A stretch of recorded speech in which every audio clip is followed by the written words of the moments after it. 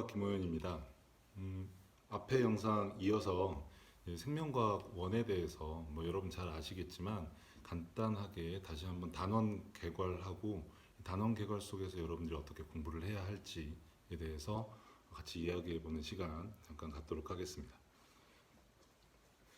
여러분 앞쪽에 보시는 판서 내용 중에서 이쪽에 있는 내용이 이제 지난 교육과정, 그러니까 작년 수능까지 여러분 선배들이 봤던 생명과학의 전체적인 단원의 이름이 되겠습니다. 그리고 여러분들이 지금 2학년 때 공부하셨던 내용들이 이제 오른쪽의 내용이 되겠습니다. 여기 앞에 이제 숫자들을 제가 적어놨는데요. 이 숫자들이 의미하는 게 뭘까요? 이 숫자들은 결국에는 우리가 이제 수능 준비를 해야 되기 때문에 수능 과목에서 이제 몇 개의 문제가 나오는지를 좀 정리를 해본 겁니다. 항상 작년까지 공부를 할 때는 여러분 선배들한테 이렇게 얘기를 했어요. 3773의 법칙이다. 보시면 3, 7, 7, 3. 네, 20개의 문제가 출제가 되는데 이 20개가 마치 이제 약속이나 한 것처럼 이런 식으로 배열이 됩니다.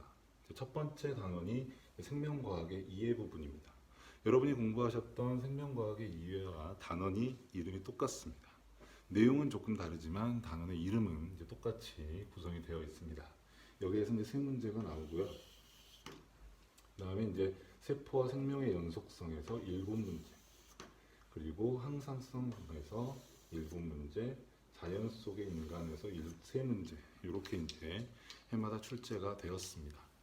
물론 이제 교육 과정이 바뀌면서 조금 이제 다른 점이 있을 겁니다. 그리고 아직 모의고사를 우리가 보지 않았기 때문에 어떻게 구성이 될지 이제 확정은 되어 있지 않아요. 여러분이 처음 보는 시험이기 때문에 불안한 마음이 있겠지만 지금까지 이야기되고 발표된 걸로는 이런 식으로 구성이 되지 않을까라고 추측을 하고 있습니다. 그래서 첫 번째 부분이 이제 생명과학의 이해 부분인데요. 여기에서 두 문제가 출제가 될 것 같습니다. 이 두 문제는 이런 식인 거죠. 생명현상의 특성이 나올 가능성은 예전에도 그랬지만 거의 없고요. 그 뒤에 보면 이제 바이러스의 특징이라든지 또는 과학 탐구 과정에서 조금 강조할 수 있는 부분들이 새롭게 나오지 않을까 이제 그런 추론을 해보게 됩니다. 어찌됐건 간에 두 문제가 출제가 될 것 같고요. 그 다음에 물질대사에서 두 문제인데 이게 이제 왼쪽에 보시면 물질대사라는 단원이 없죠. 근데 물질대사 단원이 없음에도 불구하고 지난 교육과정에 1단원에 물질대사 과정이 들어 있었고요. 그 다음에 여기 항상성과 건강 단원에서도 물질대사 내용이 들어 있었습니다. 그래서 새롭게 무언가가 만들어지는 건 아니고 여기에 나와 있는 내용들을 새로운 단원으로 집어넣었기 때문에 이제 물질대사가 여기에서 두 문제가 출제가 될 수 있는 가능성, 개연성이 충분히 있다 이렇게 생각을 하시면 되겠습니다. 단언컨대 조금 섣부른 예상일 수도 있지만 여기 있는 이 네 문제는 쉬운 문제라고 생각하셔도 괜찮을 것 같습니다. 쉬운 문제라고. 그래서 여러분들이 2학년 때 내신 공부만 열심히 하셨어도 여기 있는 네 문제는 충분히 득점할 수 있지 않을까 이렇게 생각하고 있습니다. 그 다음에 여기 7문제, 여기 7문제는 같은 주제의 7문제가 될 수 있습니다. 여러분 이제 선배들이나 또는 이제 작년에 공부하실 때도 많이 어려운 부분은 유전 파트다 이렇게 말씀을 많이 들으셨을 거예요. 그래서 여기는 이제 유전 파트는 아니고 신경계라든지 호르몬이라든지 이런 부분들에 일단 쓸까요? 자료 해석을 잘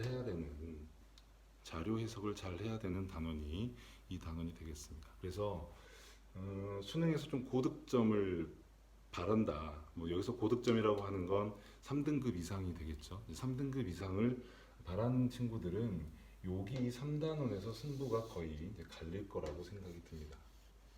혹자들은 유전 부분이 가계도가 어려워요 막 하면서 이 부분을 고민을 하는데 실제로 여러분들 직접 만나서 이야기할 때도 드린 말씀이겠지만 다른 친구들이 어려우면 나도 어렵다 이건 똑같은 얘기입니다. 그러면 실제로 이제 변별을 할 수 있는 건 다른 친구들이 쉽게 푸는 문제를 내가 못 풀면 그게 이제 등급이 떨어지는 원인이 되겠죠.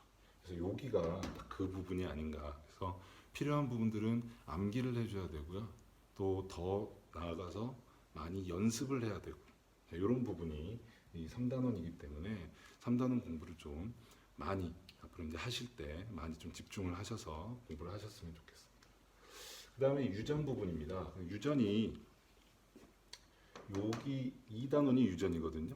여기에서 지금 7문제인데 6문제가 됐죠. 한 문제가 줄었어요. 이 준 건 뭐냐? 멘델의 유전 법칙이 없어졌습니다. 근데 멘델의 유전 법칙이라고 하는 건 여러분도 많이 들으셨겠지만 뭐 독립의 법칙, 분리의 법칙, 그 다음에 가장 기본 법칙이 뭐죠? 네, 우열의 원리.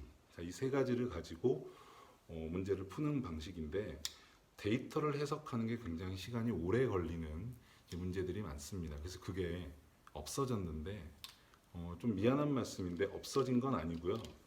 연관이라고 하는 새로운 개념이 연관이라고 하는 기존의 개념이 그대로 들어 있습니다.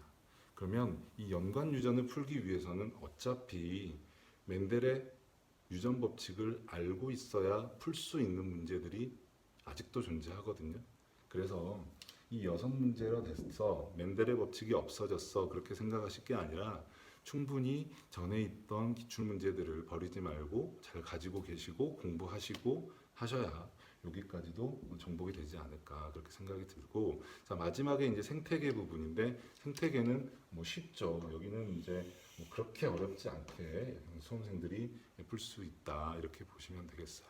그래서 전체적으로 생명과학 1의 구성은 총 5개의 단원으로 되어 있고 수능에서 나오는 문제 수 거의 정해져 있다. 그래서 이렇게 생각을 하시면 여러분들이 공부를 하실 때 조금 더 목적을 가지고 전략을 세우고 편하게 공부를 하실 수 있지 않을까. 그래서 내가 오늘 무슨 단원을 공부를 한다라고 하면 이 단원은 2문제 정도 나올 거야. 이 단원은 꼭 한 문제는 나올 거야. 아니 이 단원은 되게 어려운 문제가 나올 거야. 이걸 알고 공부를 하셔라. 그리고 반복 연습을 하셔라. 이렇게 부탁을 드리겠습니다.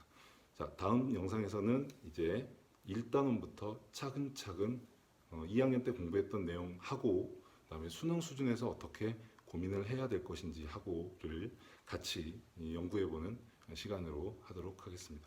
자, 마치겠습니다.